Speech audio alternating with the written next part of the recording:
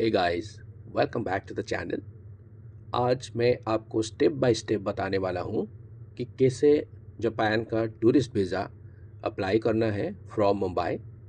बिल्कुल simple, clean, practical और real experience के साथ। मैंने खुद हाल ही में अप्लाई किया हूँ, तो जितना भी मिस्टेक्स एंड टिप्स आप लोग का जो भी कन्फ्यूजन हो, सब आपको इधर ही मिल जाएगा।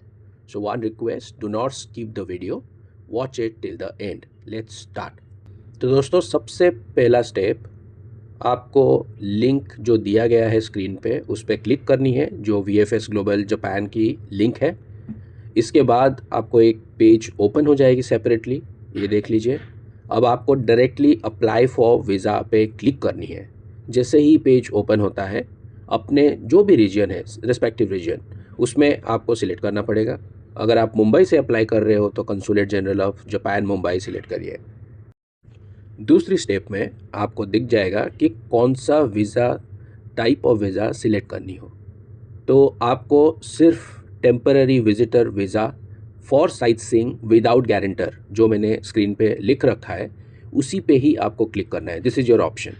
उसके अलावा दूसरा कोई भी ऑप्शन चूज़ नहीं करनी है। अब सबसे इम्पोर्टेंट चीज़ें हैं उसमें कि आपको एप्लीकेशन फॉर्म दिख जाएगा जो आपको डाउनलोड करनी है, और उसके साथ साथ confusion and first free application form को भरने के लिए एंड डॉक्यूमेंट्स को भरने के लिए डॉक्यूमेंट चेकलिस्ट PDF भी डाउनलोड कर लेने से अच्छा रहेगा। अब इम्पोर्टेंट टिप्स इधर ये है कि डॉक्यूमेंट जब भी आप डाउनलोड करते हैं, choose the paper size as A4 and keep the print setting to fit to page. ये ज़रूरी होता है, अदरवाइज नीचे की अगर कुछ भी एप्लीकेशन फॉर्म पे डिस्क्लेमर वगैरह रहता है तो कट हो जाता है। This people normally create a little hassle during the time of submission, so be a little careful while taking the print outs of the documents. अगले स्टेप जो है वो है how to fill the form. बहुत simple है, 2 page की form है, आपको आराम से भरनी है, ठंडे दिमाग से भरनी है। कोई भी चीज़ें ब्लैंक मत छोड़ना है, उसमें NA लिख दीजिए जो एप्लीकेबल नहीं है। ओवर राइटिंग नहीं होनी चाहिए। Now once you done with filling the form properly, अब जो मेन इंपॉर्टेंट स्टेप है वो है डॉक्यूमेंट सीक्वेंसिंग की। तो इसमें जो चेक लिस्ट आप लोगों ने डाउनलोड किया था, that you need to keep to your left and to your right.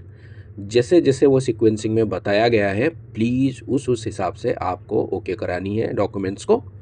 Safer side, you can do self attestation apart from the forms. अब आते हैं कुछ इंपॉर्टेंट एस्पेक्ट्स में, जिसमें थोड़ा सा क्लैरिफिकेशन रिक्वायर्ड होता है किसी को भी भरने के टाइम पे। One of the important thing is cover letter. उसमें सिंपल है, आपको ऐसा कोई स्पेसिफिक फॉर्मेट है नहीं। Name, passport number, travel dates, purpose of travel, request for single और मल्टीपल एंट्री वीज़ा, जो भी आपको एप्लीकेबल लग रहा है उसमें आपको भरनी है। जैसे कि मैंने बताया, कोई स्पेसिफिक फॉर्मेट नहीं है। फिर भी अगर आपको लग रहा है कि मैंने कैसे भरा था, you can put it in the comment like cover letter, I will share inbox to you the same. Alright. तो अगर आप फैमिली को स्पॉन्सर कर रहे हैं तो डेफिनेटली फैमिली मेम्बर्स जितने भी हैं उनका भी passport number and relation add करना ज़रूरी होता है। अब आते हैं सेकंड इम्पोर्टेंट डाउट, जो है कि ट्रैवल आइटिनरी कैसे बनाएं। बहुत सिंपल है, जैसे हम लोग नॉर्मल बनाते हैं एक्सेल टेबल पे। आपको एक एक्सेल टेबल पे अच्छे से बनानी है, उसको वर्ड डॉक्यूमेंट में डाल देना है।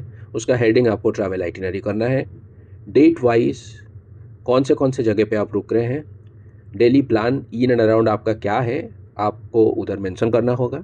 सबसे ज़रूरी है अराइवल और डिपार्चर का फ़्लाइट डिटेल्स मेंशन करना, ये इम्पोर्टेंट होता है। अब सबसे जो कॉमन डाउट आती है कि अगर हम ग्रुप में या फैमिली में ट्रैवल कर रहे हैं तो वो कैसा होता है, क्या डॉक्यूमेंट्स उसमें एक्स्ट्रा और लगता है, क्या कुछ नहीं लगता है। Only thing, this cover letter would be your group और फैमिली कवर लेटर, जिसमें आपकी फैमिली की डिटेल्स होगा आपके साथ। सेफर साइड में जब भी अपन VFS में उसको सबमिट करते हैं, कई दफ़ा ऐसा हो जाता है कि वो बोलते हैं कि जो जितने भी डिपेंडेंट है उनका भी सेम सेट और एक एक देना होता है। Even though it is not required, but recommended is आप एक कॉपी ले लो, नहीं तो आपको नीचे ऊपर ऊपर नीचे ही होना होता है। सो बेटर कि आप एक एक कॉपी उसका कैरी कर लेना, जितने भी वो ग्रुप में या फैमिली में है, कवर लेटर की। Coming to the photo requirements, strictly it should be 2x2 inch. थोड़ा सा बड़ा दिखता है लेकिन ये बहुत ज़रूरी होता है। आप नॉर्मल पासपोर्ट फ़ोटो लेके नहीं जा सकते हो, and must be in the white background. 70% face coverage होना ज़रूरी होता है और दोनों कान दिखना ज़रूरी होता है। सो आपका कोई भी फोटोग्राफर इन एंड अराउंड जो पासपोर्ट साइज़ फ़ोटो बनाते हैं उनको जाके बोल दोगे, they will do the needful, nothing to worry at all. अब आते हैं फाइनेंशियल डॉक्यूमेंट्स की तरफ। Most asked questions, bank statement ज़रूरी है क्या? Absolutely it is needed. उसको आपको लगानी होती है। 6 महीना के 3 महीना जो भी आपको ठीक लगे आप उसको डिटेल वाली लगाइए, नॉट क्रिस्पी समरी वैसा नहीं है, नॉर्मल लगा दीजिए जितना लगानी हो। और सेल्फ अटेस्टेड होना ज़रूरी नहीं है, बट आप कर सकते हो, ऐसा कुछ नहीं है। लास्ट 3 साल की ITR जो है, मेन स्पॉन्सर अगर आप हो, that is also very important, extremely important. उसके साथ अगर कोई को स्पॉन्सर है जो फैमिली में आपके साथ ट्रैवल कर रहे हैं तो उनका भी सेम सेट ऑफ डॉक्यूमेंट्स लगता है। फॉर किड्स, स्कूल किड्स, उसमें कोई स्ट्रेस नहीं है, नॉर्मल सा स्कूल ID चल जाएगा उनका, और स्पॉन्सर प्रूफ जो रहता है फाइनेंशियल्स का वो चल जाता है। If you are travelling as a business owner, आप अगर बिजनेस कुछ करते हो, स्टार्टअप कुछ करते हो, आपका नाम आज ए डायरेक्टर दिखना चाहिए। उसके लिए सिंपल है, जो आपका MOA है या तो डायरेक्टर्स लिस्ट है या तो GST सर्टिफिकेट है, उसमें लिखा रहता है आपका नाम, वैसा ही आपको एक डॉक्यूमेंट कैरी करना होता है। अब आते हैं सबसे ज़रूरी सूचना पे, जो है कि हाउ टू सबमिट। सिंपल है, कोई वॉक इन का फंडा अभी है नहीं। आपको उधर ही वेबसाइट में बुक एन अपॉइंटमेंट पे क्लिक करनी है, मुंबई को सिलेक्ट करनी है, प्रीफर्ड स्लॉट आपको चूज करनी है। मेरा मानो तो 8 बजे सुबह वाला slot is the best, because आप चुपचाप जाके आपका आराम से विद इन 45 मिनट सबमिट करके आ सकते हो। उसके बाद ये लोग बहुत एंटरटेन करते हैं दूसरे एजेंट्स को, जिसमें आपका स्लॉट का कोई टाइम वैल्यू वो लोग कंसिडर ही नहीं करते हैं। You will have to wait for a significant amount of 2 hours, maybe 2.5 hours post your desired slot जो आपने सिलेक्ट कर रखा है, ठीक है। तो आपको ये VFS ग्लोबल महालक्ष्मी ऑफिस जो मुंबई में है उधर जाना है। ये आपका अपॉइंटमेंट स्लिप दिखा के आपको 3rd फ्लोर पे जानी है। टोकन उधर 3rd फ्लोर पे जनरेट करना वेंडिंग मशीन से इज़ एक्सट्रीमली इंपॉर्टेंट, और उसके बाद आप आराम से वेट करो आपके टर्न के लिए। जो भी काउंटर असाइन होगा उसमें जाके काम एंड कूल तरीके से सब डॉक्यूमेंट्स को सबमिट करनी है। सो अब आते हैं कि कितना खर्चा बैठता है। सो वीज़ा तो जैसे हमको मालूम है 500 रुपये का होता है। बाकी जो 750 अराउंड चार्जेस इज़ VFS। अगर आप डायरेक्टली जापान कंसुलेट में जाके जमा करते हो तो 500 रुपये ही जाएगा, बट ओनली थिंग कि आपको थोड़ा सा क्यू में रहना पड़ेगा। सिमिलर सिचुएशन की 8:30-9 बजे जाके खड़े रहो, 10 बजे एम्बेसी खुलेगा, और उसके बाद फिर आपका जब भी टर्न आएगा आपको डॉक्यूमेंट देनी है, राइट। और अगर आप VFS के थ्रू में कुरियर का ऑप्शन चूज करना चाहते हो तो 550 this people charge. So approximately 1250 via VFS अगर आप कुरियर ऑप्ट नहीं करते हो, और अगर कुरियर ऑप्ट करते हो then 550 extra, adding it to 1800 per passenger. और अगर आप सिंपल जापान कंसुलेट में जाके जमा करते हो, it's 500 rupees, that's it, nothing else. You will have to go and collect your passport on the assign date. जो जिस टाइम पे वो लोग रिसीव करते हैं documents, they will mention a date, उस डेट में आपको जाके ले लेनी है। अब आती है सबसे important time, processing time of visa. कितना टाइम लेता है ये वीज़ा अप्रूव होने में? मोटा मोटी मान के चलिए 15 दिन, जो उन्होंने वेबसाइट पे लिखा है।